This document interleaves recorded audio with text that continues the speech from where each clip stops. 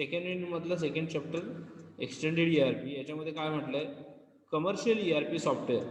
आता commercial ERP software काय use केलं जातं, सगळ्यात पहिलं त्याने असं म्हटलंय, the very basic questions to any beginner is why enterprise resource planning also called ERP is required. म्हणजे ERP किंवा एंटरप्राइज रिसोर्स प्लॅनिंग सॉफ्टवेअर का रिक्वायर्ड आहेत, हा सगळ्यात पहिला बिगिनरला पडणारा क्वेश्चन आहे. To answer this let's examine the typical business scenario. त्याने एक डायग्राम दिलेली आहे बघा. आता मी हे जे सगळे तुला हा जो पार्ट आहे सुरुवातीचा, हा डायग्राम वरती तुम्हाला एक्सप्लेन करायला इझी पडेल. काय होतं की ज्यावेळेला ERP यूज करत नाही त्यावेळेची सिच्युएशन आहे. कस्टमर काय करतो, सेल्सला कॉल करतो की मला असं असं 10 युनिटची माझी रिक्वायरमेंट आहे किंवा मला डिमांड आहे.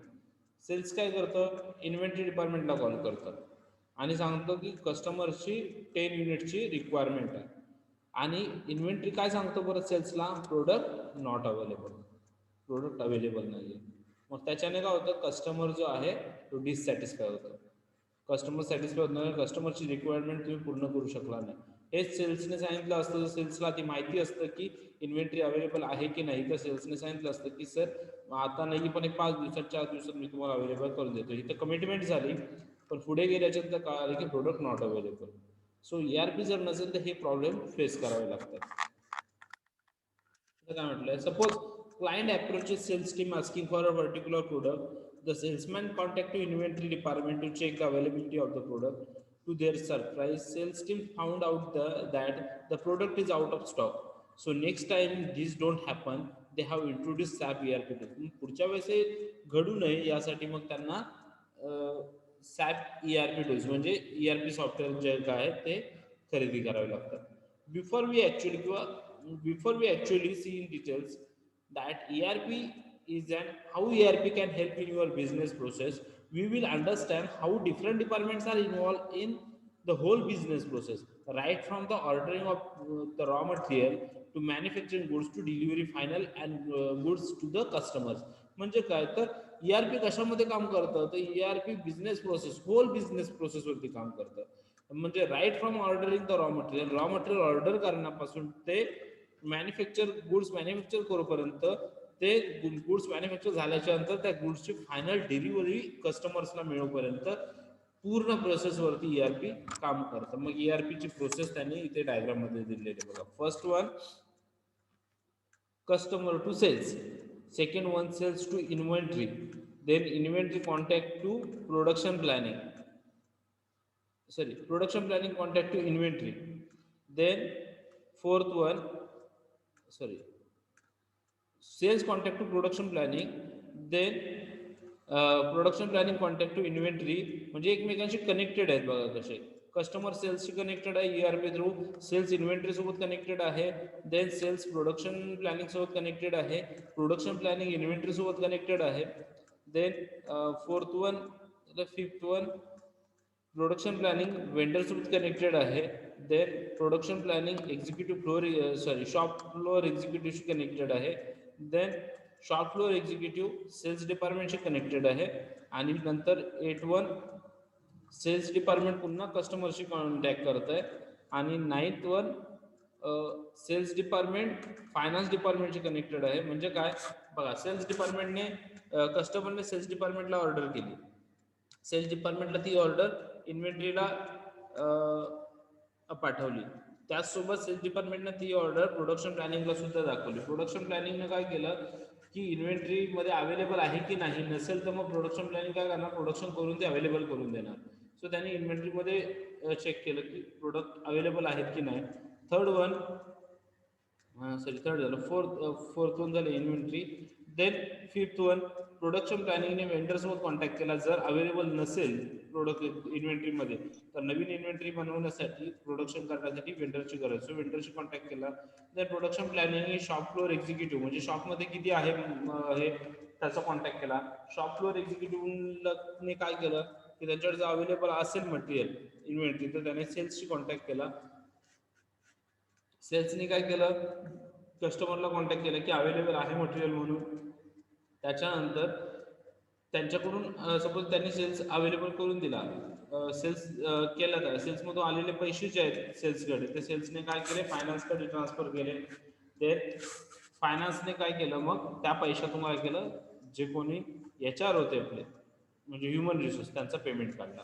सो अशा पद्धतीने ही सायकल जी आहे ही ERP मध्ये चालतं. याच्यामुळे एकमेकांशी प्रत्येक जण इंटरकनेक्ट आहेत. सो जर कस्टमरला काही रिक्वायरमेंट असेल तर ती फुलफिल केली जाते.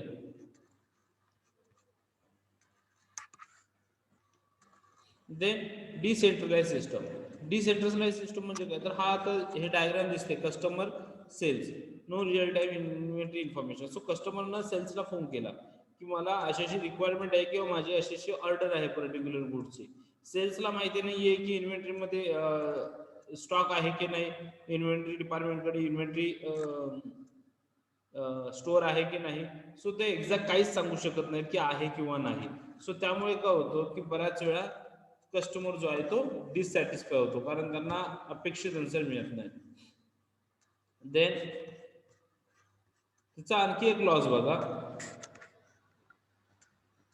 कस्टमरने सेल्सला फोन केला की रिक्वायरमेंट आहे, सेल्सने इन्व्हेंटरीला कॉल केला, पण इन्व्हेंटरीला सुद्धा माहिती नाहीये की त्यांच्याकडे किती प्रोडक्ट आहेत किंवा किती इन्व्हेंटरी आहे किती नाहीये. कशामुळे, कारण डिसेंट्रलाइज कुठेतरी डिव्हाइस नाहीये, डिसेंट्रलाइज सिस्टम नाहीये की जिथे त्यांना माहिती पडेल की त्यांना ज्यावेळेला काउंट करतील त्यावेळेस ते सांगणार ते आहे की नाही.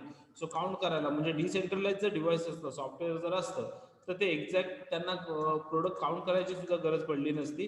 त्यांनी काय केलं असतं तर जस्ट सॉफ्टवेअरमध्ये बघून सांगितलं असतं की मटेरियल अवेलेबल आहे की नाही. सो हा एक त्याचा. Then data maintaining cost goes up. आता इथे दिसतंय सेल्स काय केलं, इन्व्हेंटरी आणि प्रोडक्शन प्लॅनिंगला कॉन्टॅक्ट केला. Raw material information stored separately in inventory and production planning. आता काय झालं की इन्व्हेंटरीमध्ये रॉ मटेरियलचा वेगळा स्टोअर केला जातो आणि प्रोडक्शन प्लॅनिंगमध्ये रॉ मटेरियलचा वेगळा स्टोअर केला जातो.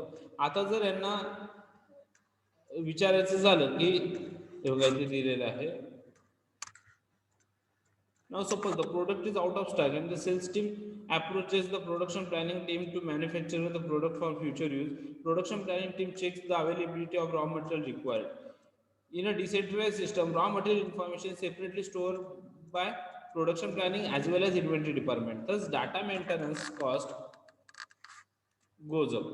मग याच्यामध्ये काय होतं की हे सेपरेटली कॉस्ट दोघंही म्हणजे इन्व्हेंटरी डिपार्टमेंट आहे ते रॉ मटेरियलचं सेपरेट एंट्री करते, डाटा स्टोअर करते, आणि प्रोडक्शन प्लॅनिंग डिपार्टमेंट जो आहे तो इन्व्हेंटरीचं सेपरेट स्टोअर करतोय.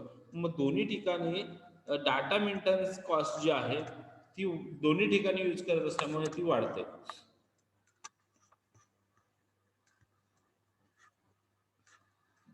देन लेबर कॉस्ट कशी इन्क्रीज होते बघा. आता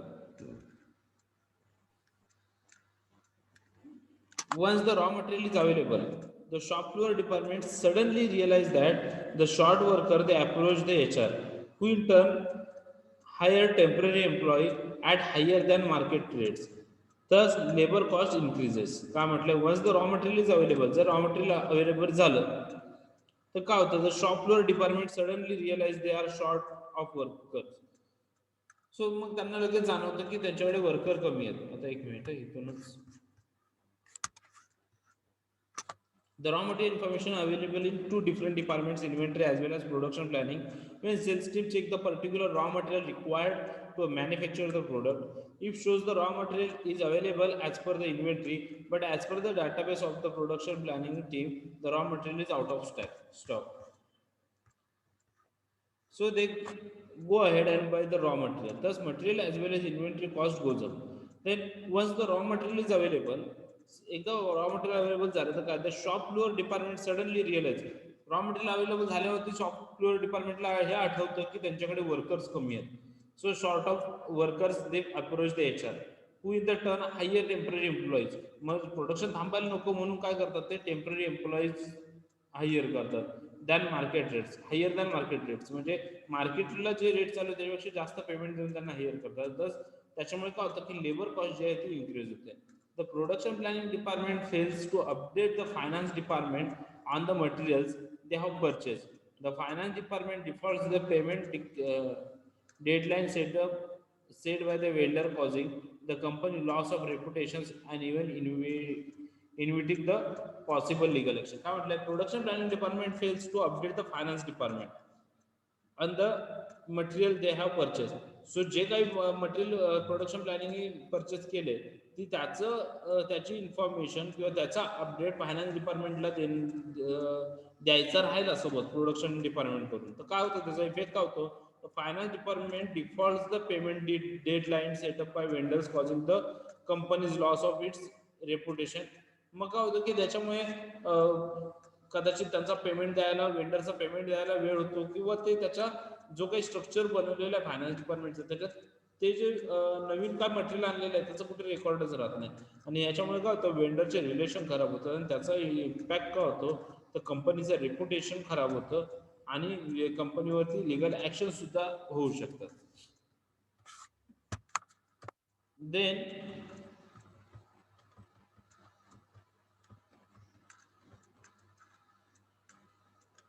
centralise system which are also called ERP. आणि जी सेंट्रलाइज सिस्टम आहे तिला काय म्हटलं जातं, ERP म्हणजे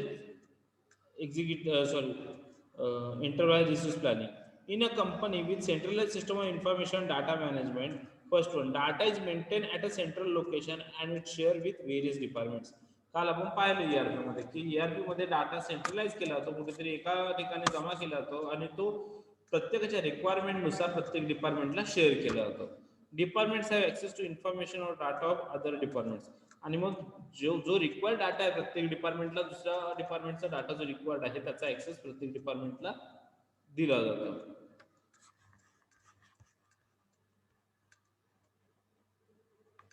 आता इथे बघा, सेंट्रलाइज सिस्टम ERP एक सेंट्रलाइज सिस्टम आहे आणि त्याच्यात सेल्सचा डाटा आहे, इन्व्हेंटरी डाटा आहे, फायनान्स डाटा आहे, HR डाटा आहे, शॉप फ्लोर एक्झिक्युटिव्ह डाटा आहे, वेंडर्स डाटा आहे,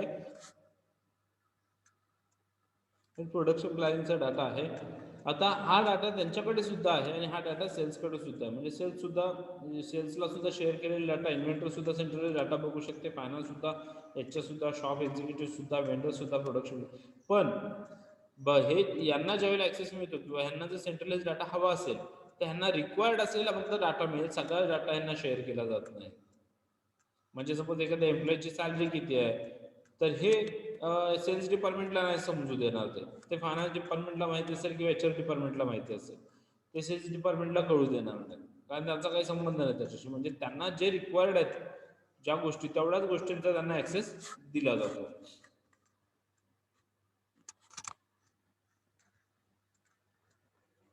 की benefits of centralise systems are. Centralise सिस्टमचे बेनिफिट्स काय, it eliminates the application discontinuity and redundancy in data, provide information across the department in real time. SAP system is provided control over various business process, increase productivity, better inventory management, promotes quality, reduce material cost, effective human resource management, reduce overheads, boost profit, better customer interaction and increase throughput. It also improves customer services and centralized enterprise management system is required. आता इथे काय म्हटलं key benefits काय आहेत त्याचे, तर benefits तुम्हाला वेगळं सांगायची गरज नाही. आता आपण पाहिलं डिसेंट्रलाइज मध्ये प्रॉब्लेम काय काय येतात, तर लेबर कॉस्ट इन्क्रीज होते कारण लेबर मॅनेजमेंट नसतं. मग हेच जर तुम्ही एक मिनिट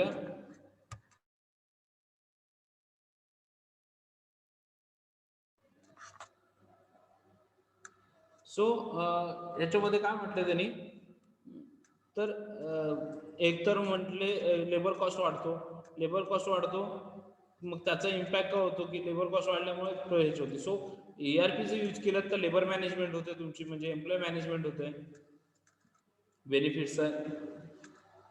त्याच्यानंतर आपण एक डिसेंट्रलाइजला अजून एक विषय पाहिला की इन्व्हेंटरी जी होती, रॉ मटेरियल जे होते ते 2 ठिकाणी सेपरेटली रेकॉर्ड केलं जातं, त्याच्यामुळे त्याची डबल एंट्री होण्याचे, डुप्लिकेशनचे चान्सेस असतात. मग इथे डुप्लिकेशन्स कमी होतात, त्याच्यामुळे हा एक त्याचा बेनिफिट आहे. जे जे तुम्हाला डिसेंट्रलाइजला प्रॉब्लेम येतात ते सगळे प्रॉब्लेम इथे काय केले जातात, सॉल्व्ह केले जातात तुमचे कशामध्ये, तर सेंट्रलाइज सिस्टम म्हणजे ERP मध्ये. आणि त्याचे हेच तुमचे ERP चे बेनिफिट्स म्हणून म्हटले जातात.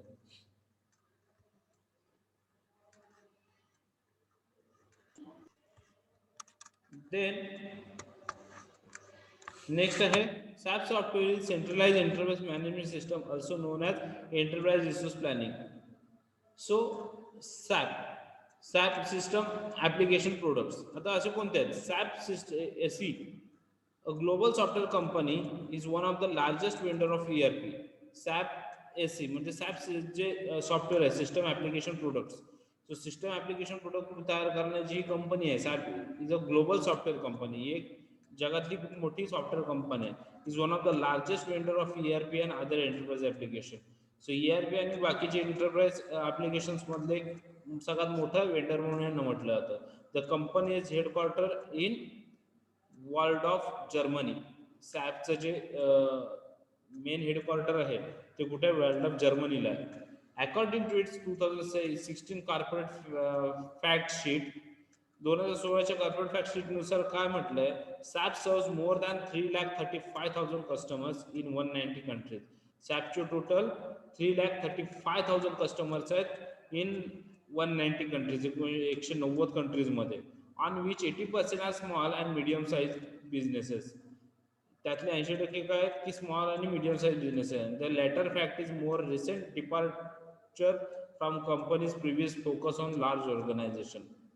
आणि त्याच्यानंतर मग हे स्मॉल आणि मिडियम बिझनेस झाल्याच्यानंतर मग कंपनी लार्ज बिझनेसवरती फोकस करते.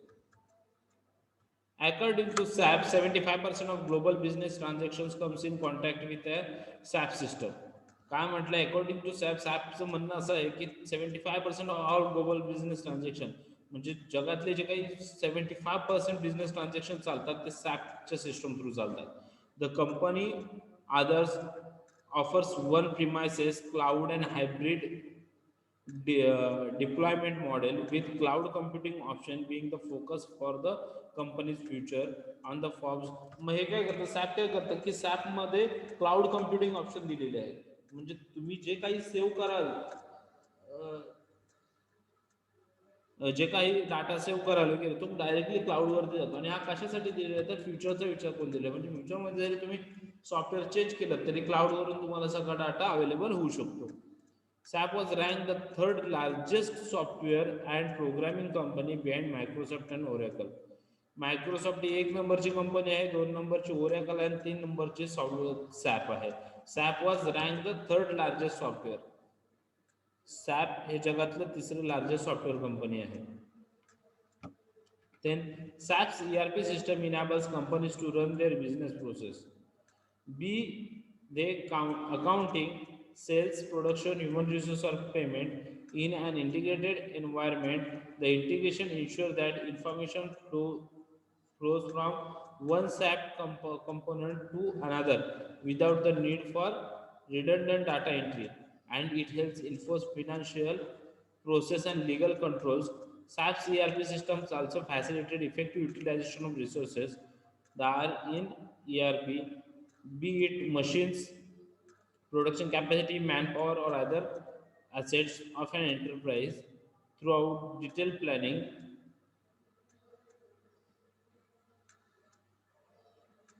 Resources are okay of planning of resources. आता याच्यामध्ये काय म्हटलंय की सॅपमध्ये तुम्हाला जसं म्हटलं की वेगवेगळ्या डिपार्टमेंटचा डाटा स्टोअर करण्यासाठी किंवा सेंट्रलाइज करण्याच्या जी अवेलेबिलिटी आहे ती दिलेली आहे. म्हणजे मग त्याच्यात तुम्हाला सगळे डिपार्टमेंट दिलेले आहेत. कुठलं? Human resource, production, sales, accounting, हे सगळे किंवा पेमेंट, फायनान्स, हे सगळे तुम्हाला त्याच्यात दिलेले आहेत. देन आता SAP also facility effective utilisation of resources. त्यासोबतच सॅप अजून काय काम करतो की तुमचे जे रिसोर्सेस आहेत त्याचं युटिलायझेशन कसं करता येईल हे शिकवतो किंवा ते दाखवतो. Beat machines production capacity, manpower, other assets of enterprise. त्यानंतर तुमच्या एंटरप्राइजमधलं मशीन्स प्रोडक्शन कॅपॅसिटी, मशीनची प्रोडक्शन कॅपॅसिटी किती आहे, मॅनपॉवर किती आहे, अदर ॲसेट्स तुमचे किती आहेत ते सगळं तुम्हाला दाखवतो. आणि टॉट डिटेल प्लॅनिंग ऑफ रिसोर्सेस. आणि मग हे रिसोर्सेस तुम्हाला कसे वापरता येतील ह्याचं एक डिटेल प्लॅनिंग तो तुम्हाला अवेलेबल करून देतो. देन म्हटलंय हिस्ट्री ऑफ सॅप. सॅपची हिस्ट्री काय? SAP was started in 1972 by 5 former IBM employees in Mannheim, Germany. So SAP was started 1972 by former IBM employees. So IBM चे जे काही 5 एम्प्लॉईज होते फॉर्मर एम्प्लॉईज त्यांनी 1972 ला SAP स्टार्ट केली जर्मनीमध्ये. आता सॅपचं ओरिजिनल नेम काय होतं? S means system, A means invention and P means product. Is German for systems. System म्हणजे काय तर जर्मन फॉर सिस्टम. त्याच्यानंतर ॲडव्हेंचर म्हणजे काय तर ॲप्लिकेशन अँड प्रोडक्टी म्हणजे products. The original idea for SAP was to provide customers with ability to interact with common corporate database for comprehensive range of application in real time. The original idea for SAP was provide customers with the ability to interact with common corporate database for comprehensive range in application in real time. So सॅपचा सगळ्यात पहिली original idea काय होती की कस्टमरला कंपनीमधला जो काही data आहे रिअल टाइम डाटा त्याचा काय म्हणतात ते त्याची तो प्रोव्हाइड व्हावा. Then in 1973 SAP realise R1 financial accounting system. R1 ran on IBM servers and DOS. काय म्हणतं in 1970 SAP realise R1 financial accounting system. R1 ही सॅपने काय केलं फिनान्शियल अकाउंटिंग सिस्टम रिअलाइज केली. R1 रॅन R1 कोणकोणत्या operating सिस्टमवरती चालवत होती तर IBM server and DOS. And it had single tier architecture in which presentation application and data were on the platform.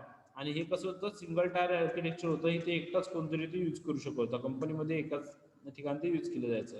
In 1979 SAP realise R2 आणि 1992ला काय केलं 79ला त्यांनी R2 ची सुरुवात केली. A mainframe system data provide real time data processing across accounting manufacturing supply chain and human resource. मग या R2 मध्ये त्यांचं फक्त अकाउंटिंग नव्हतं तर accounting manufacturing supply chain and human resource सगळं इन्क्लूड होतं. R2 use a 2 tier architecture. R2 कशासाठी यूज केलं जायचं 2 टायर आर्किटेक्चर म्हणून यूज केलं जायचं. Where presentation was on one platform and application and data were on another. काय म्हटलंय where presentation was on one platform. इथं प्रेझेंटेशन एका प्लॅटफॉर्मवरती आणि application data were on another आणि ऍप्लिकेशन डाटा जो आहे तो वेगळ्या प्लॅटफॉर्मला होता.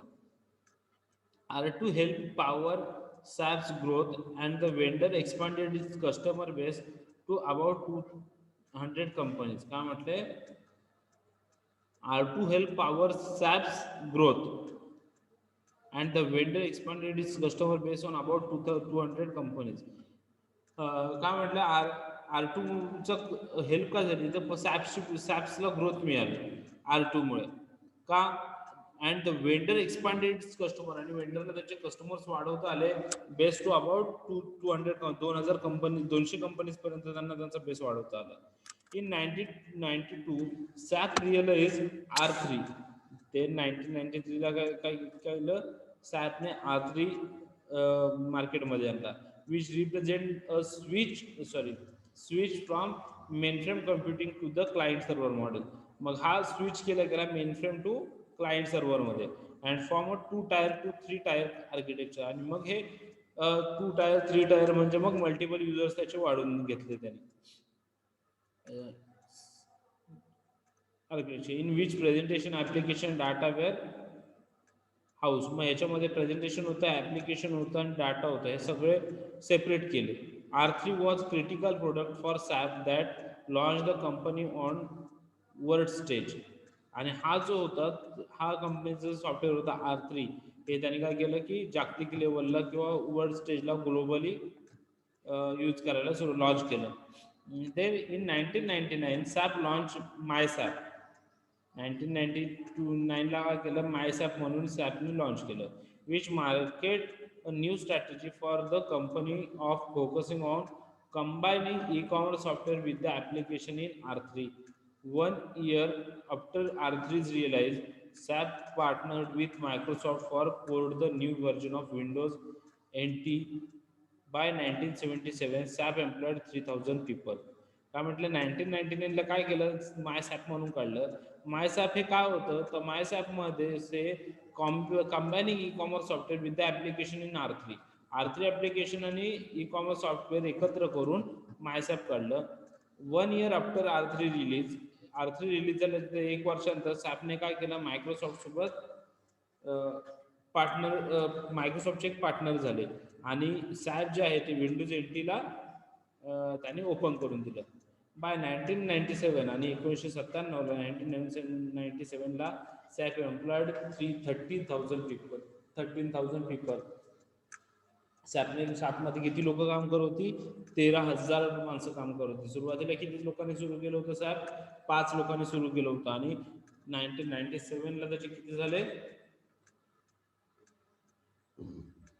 13,000.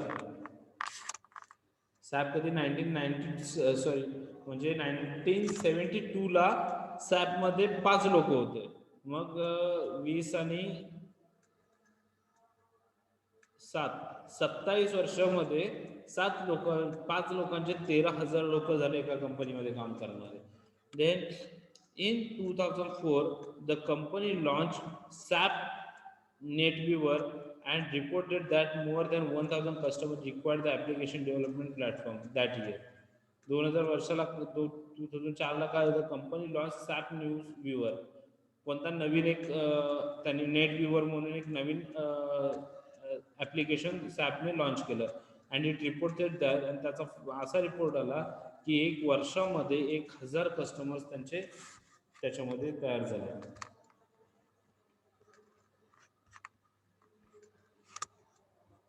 Then also in 2004, the successor to R3, the SAP ERP system, SAP ECC for SAP ERP central components was realized. काय म्हटले, also in 2004, 2004ला अजून त्यांनी काय केलं, the successor to R3, the SAP ERP system, SAP ERP system और SAP, मग त्यांनी R3 वरून SAP ERP system, SAP ECC किंवा SAP ECC किंवा SAP ERP central component was realized. Customers already using R2 or R3 were still supported, but new customers were required in implementing SAP ERP. त्यामुळे customers already using जे R2 किंवा R3 support करत होते त्यांना काही problem नाही, पण जे न्यू कस्टमर्स होते त्यांना काय मग यूज करावं लागलं, SAP ERP तयार करा. बाय 2005ला SAP was generating $8.5 billion with upward of 35,800 employees around the globe. काय म्हटलंय, स्वॅपने काय केलं की 8.5 बिलियन, सॉफ्टचं हे किती टर्नओव्हर किती काढला, 8.5 बिलियन विथ अपवर्ड ऑफ 30. मग त्यांचे त्यावेळेस त्यांचे एम्प्लॉईज किती होते, तर 35,800 एम्प्लॉईज अराउंड द ग्लोब. पूर्ण जगामध्ये त्यांचे 35,800 एम्प्लॉईज काम करत होते. Then in 2006 the company claimed hefty revenue from SAP Business All-in-One and SAP Business One, its SAP ERP system for SMBs. 2006ला काय म्हटलं, the company claimed hefty revenue from SAP Business All-in-One and SAP Business One, its SAP ERP system for SMBs. Then in 2009 SAP Business Suite 7 became available to customers worldwide. At the time, SAP called it the company next generation software suite enabled by service oriented architecture. So 2009ला त्याने SAP Business Suite जो होता 7 तो launch केला. आता राहिलेला part जो आहे तो आपण नेक्स्ट लेक्चरला पाहूयात. आता आपण इथे स्टॉप करूयात.